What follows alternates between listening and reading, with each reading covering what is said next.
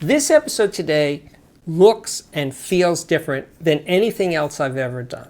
It is about a listening room here in New York City that is open to the public on a limited basis. It's called the Hot Club.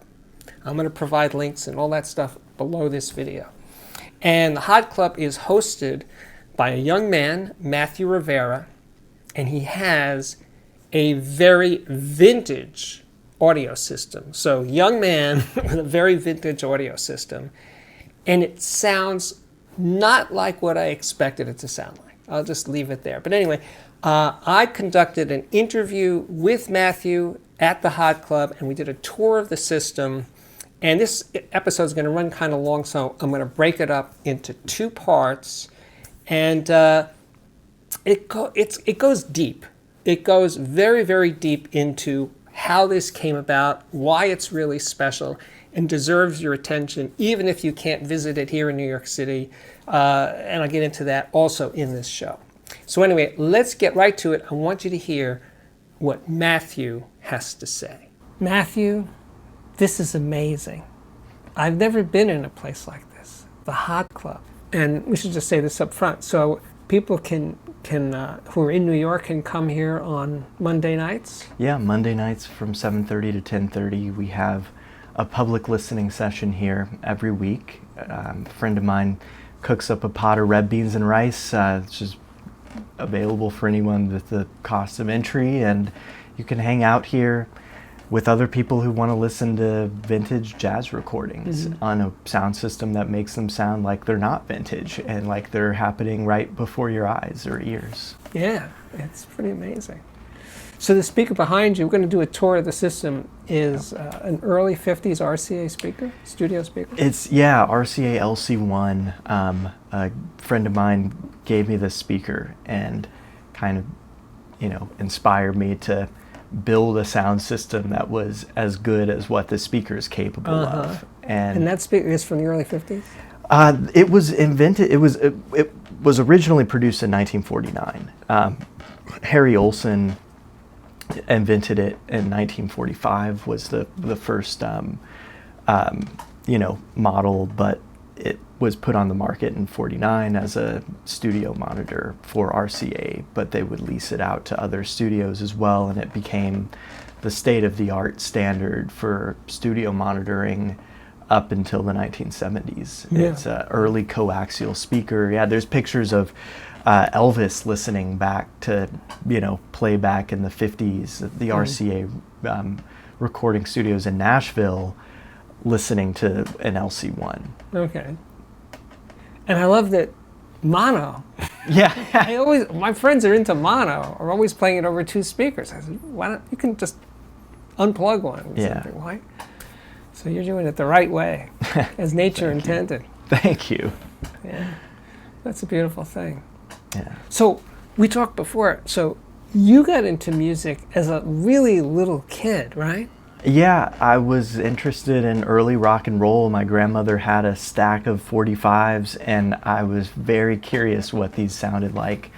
And I already knew about early rock and roll from hearing some stuff on the radio and from, wherever you hear music when you're a kid, and I was fascinated, but got into Chuck Berry. Little Richard was my first musical hero. And my first record player was a Crosley, of course, suitcase record player. The speakers. And yeah. So this is, this is really way down the chain in the evolution from that. But I don't think I've lost the original nugget of just the love of listening to music. But do you think that it was the 45s, holding those 45s, that it wasn't just sound coming out of a speaker, that you knew this is where the sound is coming from this piece of plastic, right? Sure. I think the tangible object. Yeah. I remember just falling in love with the records themselves, the labels, the feeling of containing, of an object that can contain all of these uncontainable feelings and sounds. It's a magical thing. Yeah. That's definitely what got me on the collecting bug, which I've followed through, up to 78s. And it also, I think, got me into the headspace of collecting 78s pretty early, because the idea of collecting singles was not foreign to me. And some of the labels were the same too that you would see. So I understood from an early age that record collecting could be about buying a song or 2 songs as opposed to a whole album. An album. Exactly. It's like a book with Right. sleeves. Right. And the liner notes are literally the lining on the inside of the album. They were, And okay. Yeah, printed on the inside. Sure. Yeah, I mean, that's a lot of people who collect vinyl, who use these terms, don't know where it came from or how far back this goes. The world of recording didn't begin in the 1950s. There was really the art of recording had been mastered in many ways by the 1920s, and there were improvements and there were ways in which it definitely got better, but it was standardized and recognizable to what we have today by 1925 with the introduction of the microphone, as opposed to recording into a large horn. And the continuity between that into the modern microgroove era, the tape era, is something that is lost, I think, upon folks who are getting into vinyl, which seems like an archaic old thing to many people from our 2025 perspective. Right. But you do have recordings here that are 100 years old. Over 100 years old, yeah. Not just that it's a copy of something that was from 100. This is actually, this piece of shellac, that's what 78s are, Yeah. is 100 years old or older. Yeah. The oldest record here is 120 years old. Wow. 120-year-old piece of shellac. It's a one-sided disc made in Cuba in 1905. Wow. But many of the records that we have here are from the 1920s, 30s, 40s, but it's commonplace in this collection to find stuff from the 19-teens when the first jazz records were made. So, there are many records over 100 years old in this room. Some people come to the Hot Club who are in their 90s, and they say it's nice to be in a room where we're not the oldest thing in this room. But there's also people who come here who are in their 20s, and it really is a very diverse audience of people who are interested in the music, which is one of the most gratifying parts of all of this, I to bet. bring a whole multi-generational group of music fans together under this umbrella of 78s. And you have, it's mostly jazz, but you do have some early rock. It's mostly jazz. I mean, the collection is, I would say, probably, 85% to 90% jazz. Okay. I have some. But you do have Little Richard, 78? I've got early rock and roll, yeah. Yeah. I've got Chuck Berry, Little Richard, and Fats Domino, and all that great stuff, and definitely a lot of early jump blues and rhythm and blues stuff, and kind of proto rock and roll as well. A lot of blues, 78s, country, various other types of international music, a lot of Cuban records and Puerto Rican records, and some African records and Hawaiian records, and just different corners of the history of vernacular music, I guess. And how big is the collection? About 10,000 discs. 10,000? Yeah. So this is the main part of the collection. There's a whole other section out front that you probably saw when you came in. And, I haven't counted and added them all up, and it would be hard to give an exact number because Right. things are always coming in and going out, and we're, I receive collections all the time. What we're doing here is really playing the original records, and I think most museums. You're not worried about wearing them out? We're not, because the way that these records were designed was to withstand tons of pressure from a wind-up Victrola. Those phonographs had very heavy tone arms, And the records are made of shellac, which is an extremely durable material. And we're using a modern lightweight tone arm to play them. So they're really, the wear on these records is absolutely minimal when you're playing it on a proper modern archival quality sound system to play them. For 4 decades of jazz recording and for the first half century of commercial records, this was the standard. Right. This was like the true north of listening to records. And microgroove vinyl, that was a new innovation of the 1950s. Right. And Well, for longer playing times. right, longer playing, and that was basically it. I would say lower surface noise. When I was here the last time, what really struck me was he played a lot of different kinds of music, but I didn't hear anything like mistracking, which I expected to hear. It was actually really clean. The record, the background noise is higher than an LP, but there was like a security of the stylus in the groove. Yeah. Even on like really loud parts, it was like, no, it's not breaking up. That really surprised me. When I started the Hot Club of New York, we, being myself and a few other friends of mine who are interested in jazz and promoting the early part of the history of this music and the first 4 decades of recorded jazz to a wider public, we would get together at a person named Melissa Jones's house out in Morristown, New Jersey, and listen to 78s. And our teacher, Phil Schaap, a DJ on WKCR. Legendary. Right, he was Truly. my mentor, and Wow. he taught me a lot. And he would come out to these listening sessions, and his dad was part of something called the Hot Club of France back in the 1930s, which was really the first record listening groups. The idea of discography, the idea of sitting down with a group of people and listening to records, and talking about them and writing articles about them in magazines, and even starting a jazz record label and promoting jazz concerts. This was something that was brand new when the Hot Club of France started doing it in the 30s.